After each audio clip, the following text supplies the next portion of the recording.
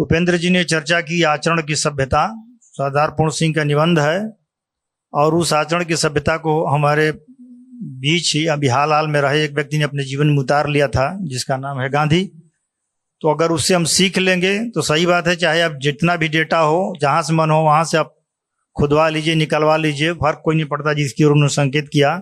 एक संकेत उन्होंने कहा कि विश्व गुरु और सोने की चिड़िया, तो पता नहीं ये उपाधि कब मिली थी या कंपटीशन हुआ था, ये तो मुझे आइडिया नहीं है, वो ज़्यादा जानते होंगे। सोने की चिड़िया हमको इसलिए कहा गया कि व्यापार हमारे यहाँ बहुत समृद्ध था और दुनिया का सोना हम यहाँ मसाला बेचकर दुनिया से सोना ले आते थे, इसलिए हम शायद सोने की चिड़िया कहे गए थे। अफीम की चर्चा हुई, अफीम का योगदान 17 से 20% के आसपास योगदान था व्यापार में। लेकिन एक बड़ा मजेदार सच यह है कि जब अफीम का व्यापार बंद हुआ उसके 20 वर्ष के भीतर ये अंग्रेज सरकार भी ढह गई। तो आप सोच लीजिए वो कितना पैसा कमाता रहा होगा। जहाँ बाजार की बात हो रही है तो बाजार तो स्वाभाविक है कि अब ये हम कहते कि नहीं हमको बाजार नहीं चाहिए, ये तो मुश्किल है, बाजार तो चाहिए ही चाहिए। लेकिन बाजार के साथ एक महाभारत में एक श्लोक है कि जब हमको परिवार की आवश्यकता हो तो हम व्यक्ति का त्याग कर देते हैं, और जब गांव की आवश्यकता हो तो परिवार का त्याग करते हैं।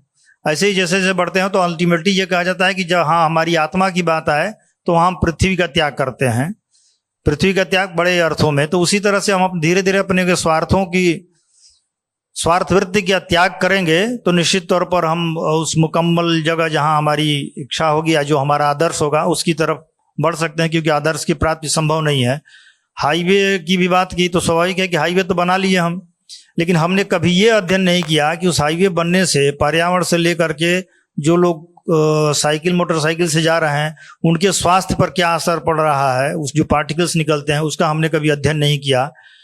इसीलिए गांधी जी ने हिंद स्वराज में ही जो एडवर्ड टेलर की पुस्तक थी द फैलेसी ऑफ स्पीड, जिधर आपने संकेत किया, तो वो कहते थे कि भाई गति की अपनी जो है वो बहुत सारी विकृतियां हैं, नुकसान है, तो हमको गति किस बात की चाहिए। हर आदमी देखिए भागे जा रहा है, हर आदमी भागे जा रहा है। रात्रि को सोते समय उसे पूछिए कि भाई भागते हुए आखिर में पाए क्या सोते समय, तो उसके हाथ में कुछ भी नहीं है।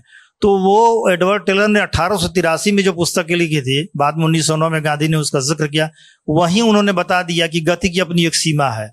तो हमारे पूर्वज इस चीज को जानते थे कि भौतिक विकास की अपनी एक सीमा है, इसलिए उन्होंने भौतिक विकास की तरफ उतना ध्यान नहीं दिया जितना कि आंतरिक विकास की ओर। पर हम जड़ हो गए तो कुछ ज्यादा ही आंतरिक विकास की ओर ध्यान देने लगे और जो बाहरी विकास है उसके साथ संतुलन न बना पाए। शायद इसीलिए हम बाद के दिनों में गुलाम हुए। तो विकास को मतलब जो आजकल एक नया टर्म है सस्टेनेबिलिटी, उसको अगर सही अर्थों में समझ कर उस पर ध्यान दिया जाएगा तो शायद अब भी हमारे पास वक्त है बच जाने का।